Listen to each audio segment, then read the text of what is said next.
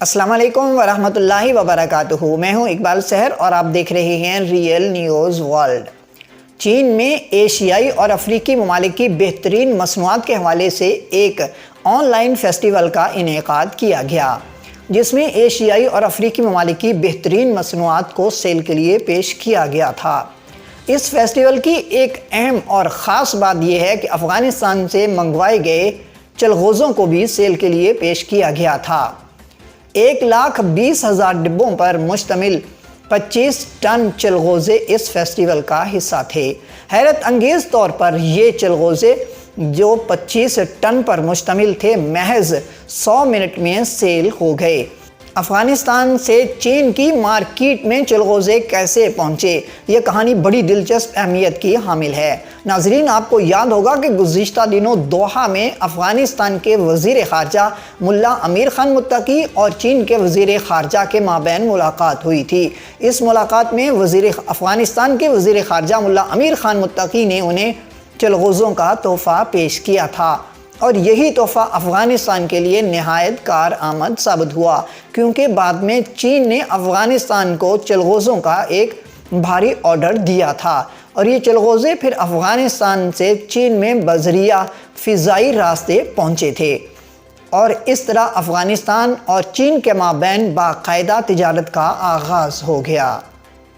اطلاعات کے مطابق گزشتہ دنوں قطر کے دارالحکومت دوحہ میں افغان اور چینی وزرائے خارجہ نے ملاقات کی تھی، جس میں افغان وزیر خارجہ نے چینی ہم منصب کو چلغوزوں کا تحفہ پیش کیا تھا۔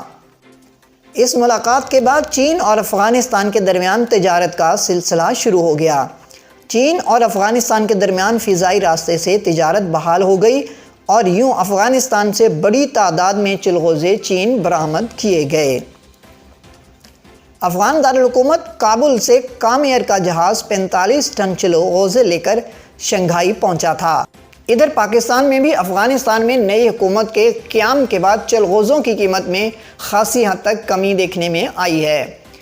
آج کل پاکستان کے شہر پشاور میں چلغوزے جو آج سے چند ماہ پہلے 10,000 روپے کلو میں فروخت ہو رہے تھے، اب چلغوزوں کی قیمت کم ہو کر 3600 روپے رہ گئی ہے۔ اس کی بڑی وجہ یہ ہے کہ ایک تو افغانستان میں نئی حکومت کا قیام عمل میں آیا ہے، اور اس کے ساتھ اس سال فصل بھی اچھی ہوئی ہے، جس کی وجہ سے چلغوزوں کی قیمت میں کمی ہوئی ہے۔ لیکن اس سے بڑی وجہ یہ ہو سکتی ہے کہ افغانستان میں پہلے بڑی تعداد میں چلغوزے بھارت کو برآمد کیے جاتے تھے، جو کہ اب بھارت کے ساتھ تجارت کا جو لین دین تھا وہ تعطل کا شکار ہے۔ مزید اپڈیٹ کے لیے ہمارے ساتھ وابستہ رہیں۔ اگر آپ نے ہمارے چینل کو سبسکرائب نہیں کیا تو کر دیجئے، تاکہ ہماری نئی ویڈیوز آپ تک بر وقت پہنچ سکیں۔ کامنٹ باکس میں اپنے خیالات کا اظہار ضرور کیجئے۔ مجھے دیجئے اجازت۔ میں ہوں اقبال سحر اور آپ دیکھ رہے تھے ریئل نیوز ورلڈ۔ اسلام زندہ باد، پاکستان پائندہ باد۔